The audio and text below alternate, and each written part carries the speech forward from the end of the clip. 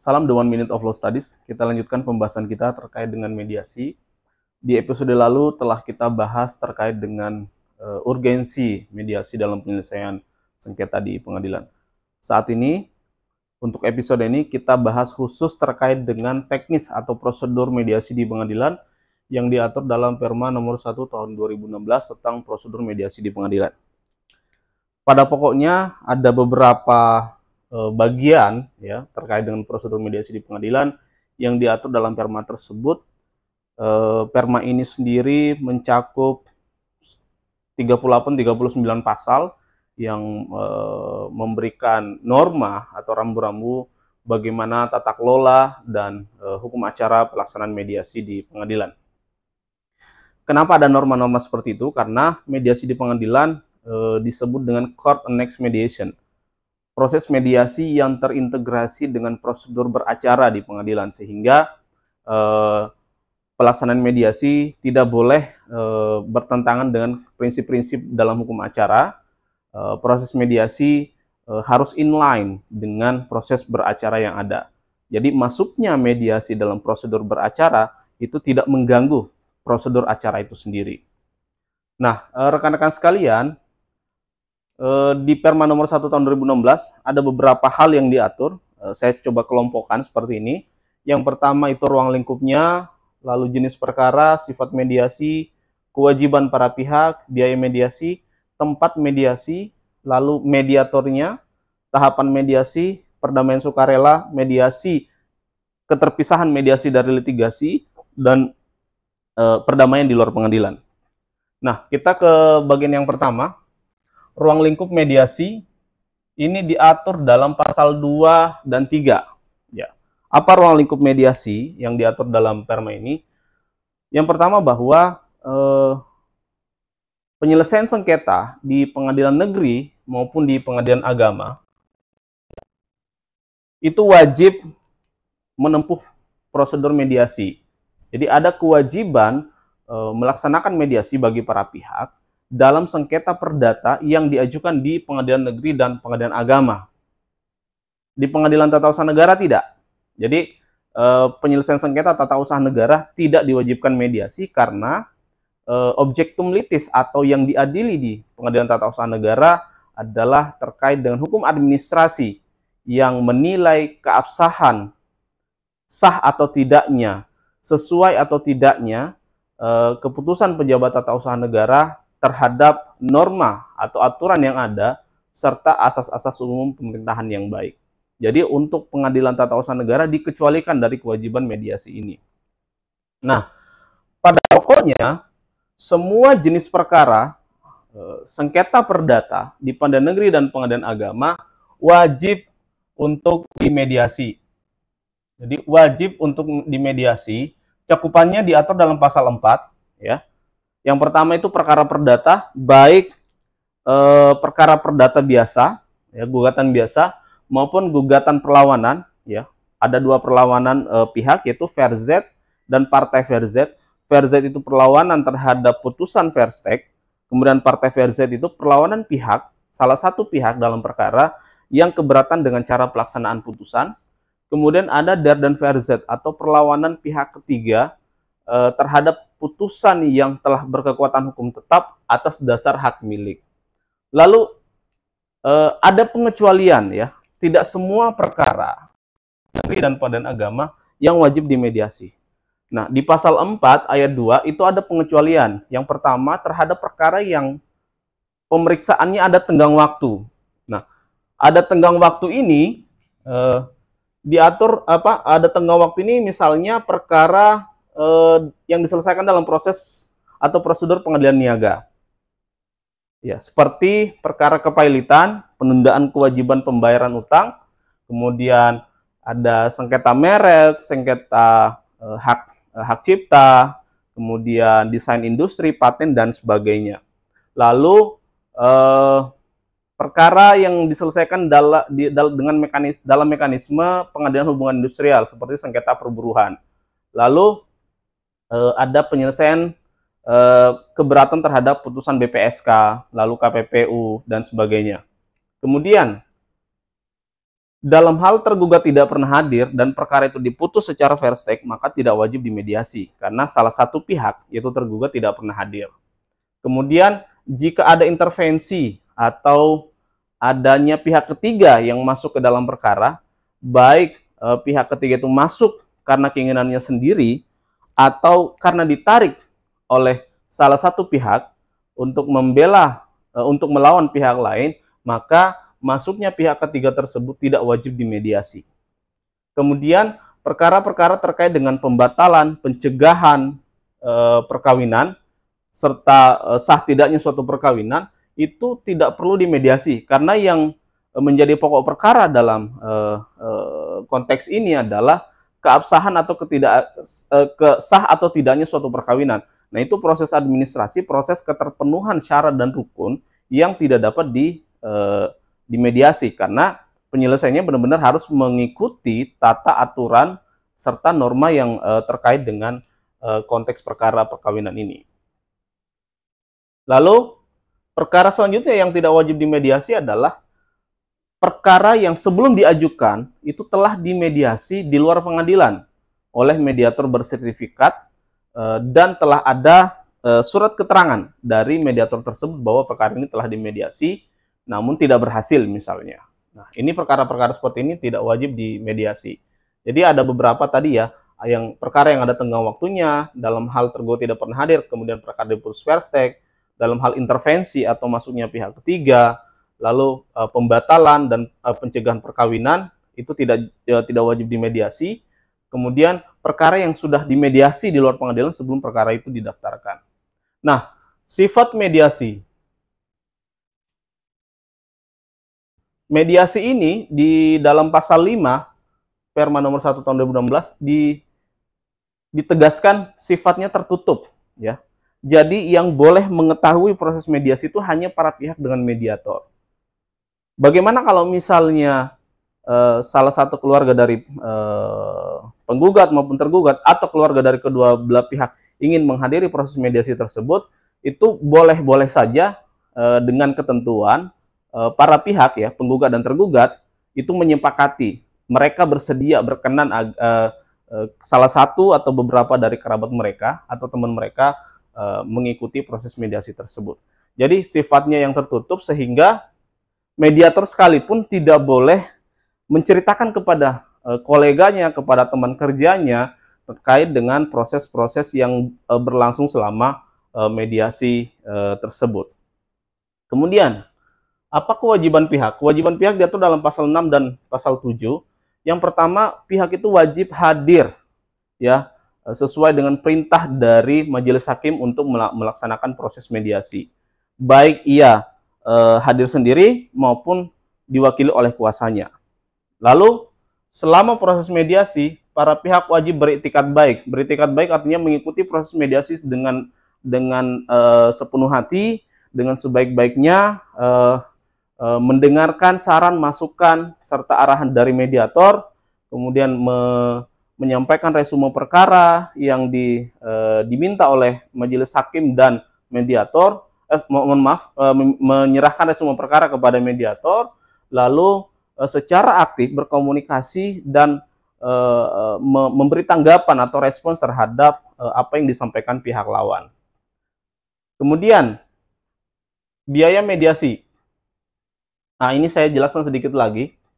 Jika dalam proses mediasi, penggugat ternyata tidak beriktikat baik, ya, dia tidak menghadiri proses mediasi sesuai dengan yang diperintahkan majelis hakim, setelah dipanggil secara sah dan patut, ya, melalui prosedur pemanggilan yang diatur dalam ketentuan hukum acara, maka gugatan penggugat dinyatakan tidak dapat diterima.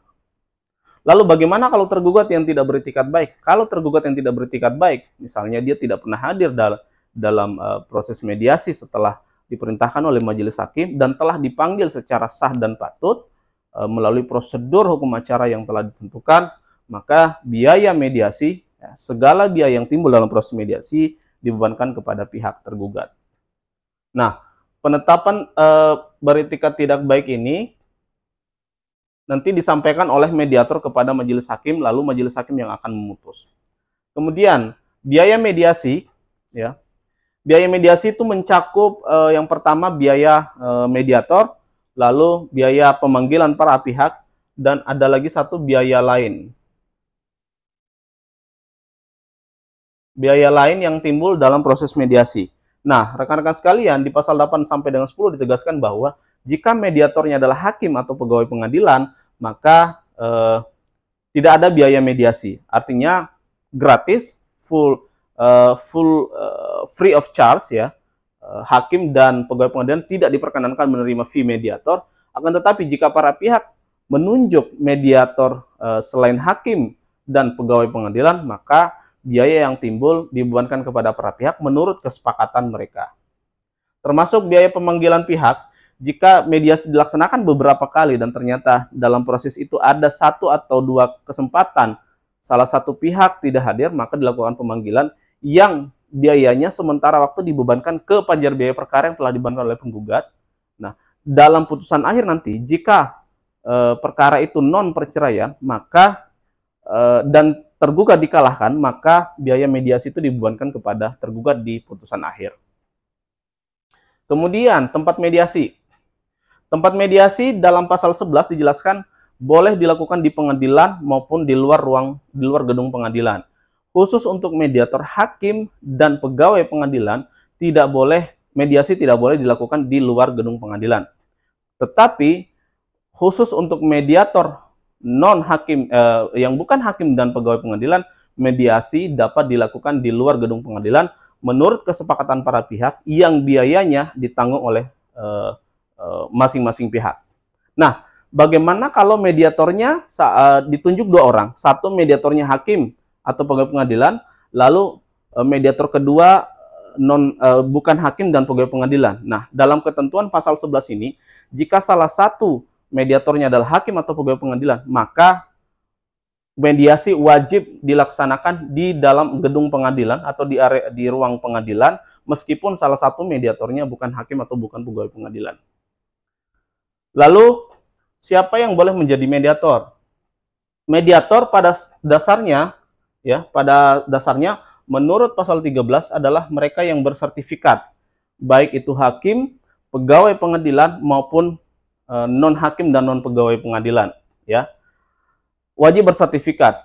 Nah, kecuali kalau di pengadilan itu tidak ada hakim yang atau pegawai pengadilan yang bersertifikat, maka hakim yang ditugaskan di pengadilan tersebut boleh atau dapat menjadi mediator. Demikian juga dengan pegawai pengadilan seperti panitera, meskipun tidak bersertifikat, karena tidak adanya mediator bersertifikat di wilayah itu, maka dia boleh menjadi mediator yang bertugas memediasi para pihak dalam penyelesaian sengketa perdata.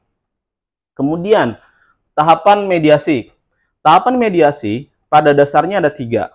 Ada pramediasi, ada mediasi, dan pasca mediasi.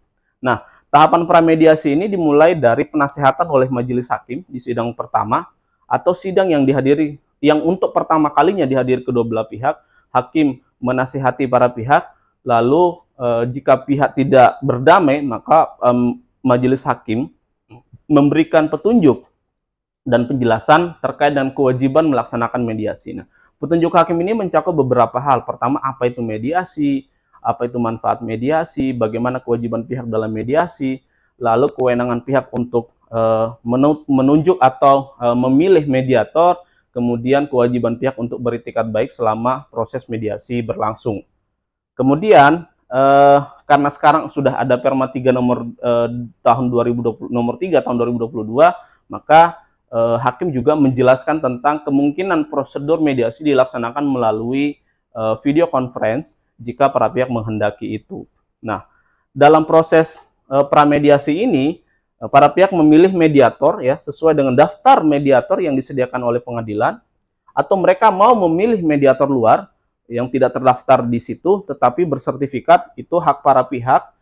Maksimal 2 hari kerja dari sejak sidang yang dihadiri kedua belah pihak itu, mereka sudah harus menentukan siapa mediatornya. Jika para pihak tidak dapat menentukan siapa mediatornya atau menyerahkan penentuan mediator kepada majelis hakim, maka ketua majelis hakim, ya, ketua majelis mengeluarkan penetapan terkait dengan penunjukan mediator tersebut.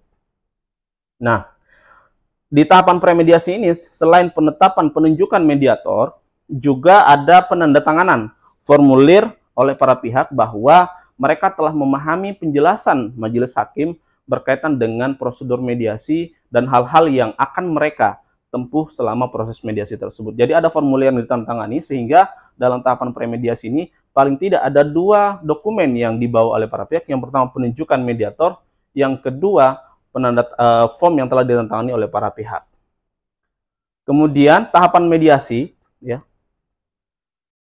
Dalam tahapan mediasi ini, para pihak diharapkan menyerahkan resume perkara kepada mediator sebelum mediasi itu dilaksanakan, sehingga mediator sudah mempunyai gambaran atau peta konflik, peta masalah yang sedang dihadapi para pihak.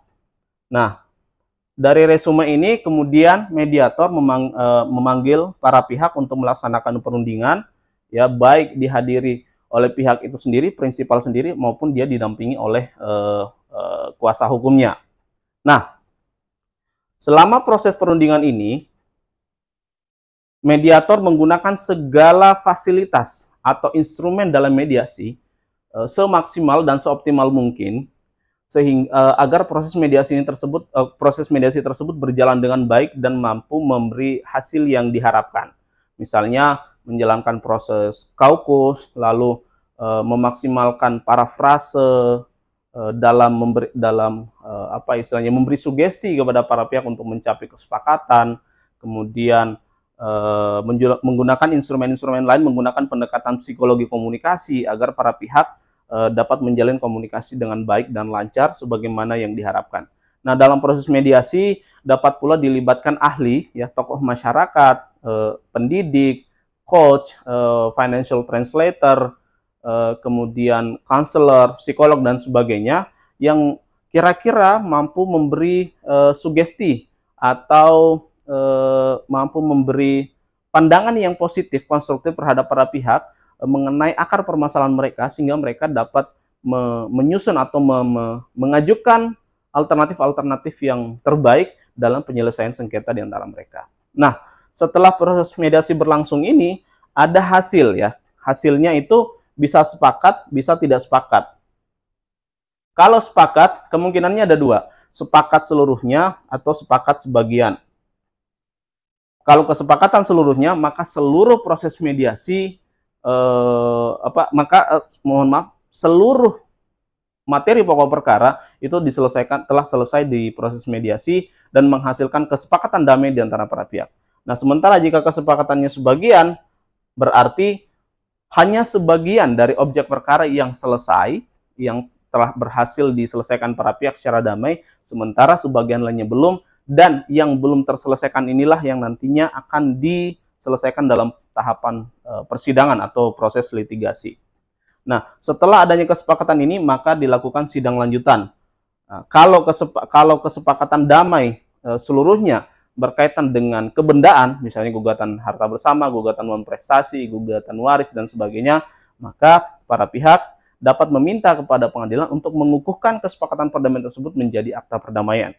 Jika kesepakatan tersebut adalah kesepakatan sebagian, maka pihak dapat menempuh beberapa opsi. Yang pertama adalah kesepakatan tersebut menjadi diktum, ya, khusus untuk poin-poin dalam pokok perkara yang disepakati, atau sebagian dari kesepakatan tersebut menjadi sebab dari penggugat untuk mencabut sebagian materi perkaranya. Nah, yang tidak disepakati itu penggugat meminta agar tetap dilanjutkan pemeriksaan perkaranya.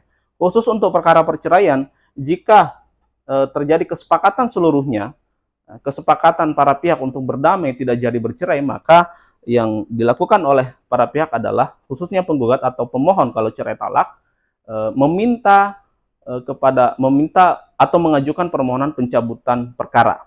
Nah, kalau kesepakatan sebagian, maka kesepakatan sebagian dalam perkara perceraian biasanya berkaitan dengan akibat perceraian seperti hak asuh, nafkah bagi mantan istri, nafkah bagi anak, dan sebagainya.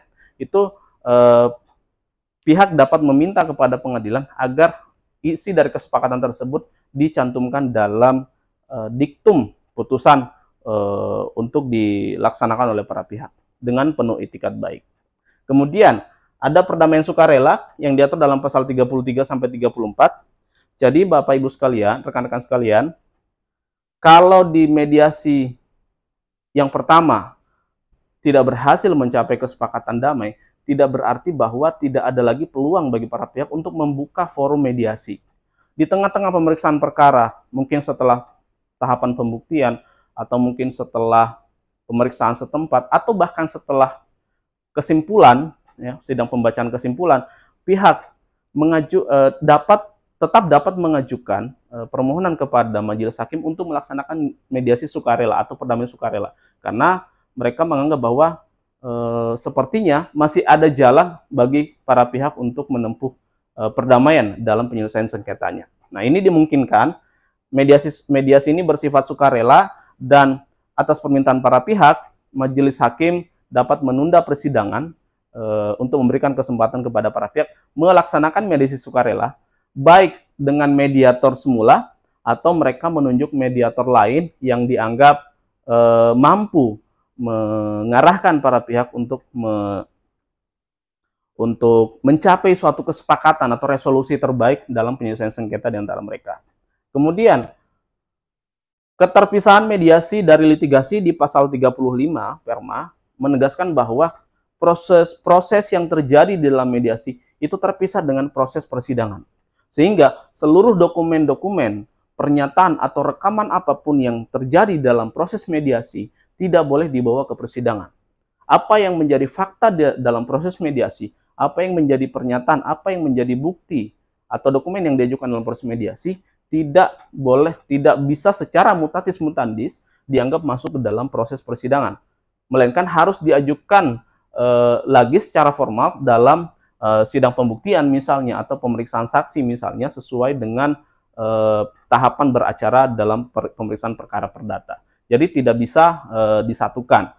Bahkan ketika misalnya terjadi perdamaian di antara para pihak, maka seluruh dokumen yang diajukan dalam proses mediasi tersebut dimusnahkan, kecuali kesepakatan damainya dan bukti-bukti pendukung yang tidak boleh dimusnahkan itu dikecualikan. Nah, selain itu, dokumen-dokumen tersebut atau rekaman apapun dalam proses mediasi itu harus dimusnahkan, tidak boleh dibiarkan begitu saja, karena bisa jadi itu membuka peluang kebocoran data dalam proses mediasi yang mungkin merugikan kepentingan para pihak. Lalu perdamaian di luar pengadilan. Jika para pihak misalnya mengalami persoalan hukum antara si A dan si B, ada sengketa wan prestasi atau ada sengketa perbuatan melawan hukum, lalu kemudian mereka membawa persoalannya ke mediator bersertifikat atau lembaga mediasi terdaftar dan tercapai kesepakatan di antara mereka, kesepakatan damai di antara mereka, maka para pihak tersebut dapat meminta kepada pengadilan agar kesepakatan itu dikukuhkan dalam akta perdamaian, ya, supaya memiliki kekuatan eksekutorial dan mengikat bagi para pihak tersebut. Nah, caranya adalah salah satu pihak mengajukan perkara ke pengadilan dalam bentuk gugatan, yaitu gugatan mengukuhkan kesepakatan perdamaian, ya, gugatan agar kesepakatan damai di antara para pihak itu dikukuhkan pengadilan menjadi akta perdamaian. Ini sebenarnya bentuknya seperti kuasi gugatan, ya, seolah-olah gugatan, padahal sebenarnya para pihak itu telah mencapai kesepakatan dalam pokok sengketa di antara mereka. Nah, prosedur ini ditempuh agar kesepakatan damai tersebut naik derajatnya menjadi akta perdamaian yang selain mengikat bagi para pihak, juga memiliki kekuatan eksekutorial atau dapat dieksekusi jika suatu saat salah satu pihak ingkar janji atau tidak bersedia dengan penuh itikat baik melaksanakan isi dari perdamaian tersebut. Ini dikarenakan akta perdamaian memiliki kekuatan yang sama, memiliki kekuatan dan kedudukan yang sama dengan putusan pengadilan yang telah berkekuatan hukum tetap, sehingga dia selain mengikat juga dapat dieksekusi. Nah, inilah tadi rekan-rekan sekalian beberapa hal terkait dengan prosedur mediasi di pengadilan yang diatur dalam Peraturan Mahkamah Agung Nomor 1 Tahun 2016. Pada episode berikutnya akan kita bahas secara khusus mediasi secara elektronik, yang diatur dalam Perma nomor 3 tahun 2022. So, stay tune di kanal YouTube The 1 Minute of Law Studies. Terima kasih atas perhatiannya. Terus dukung kanal ini untuk berkembang dalam berbagi pengetahuan mengenai hukum acara perdata maupun aspek-aspek hukum lainnya dengan subscribe, like, and comment. Demikian, salam The 1 Minute of Law Studies.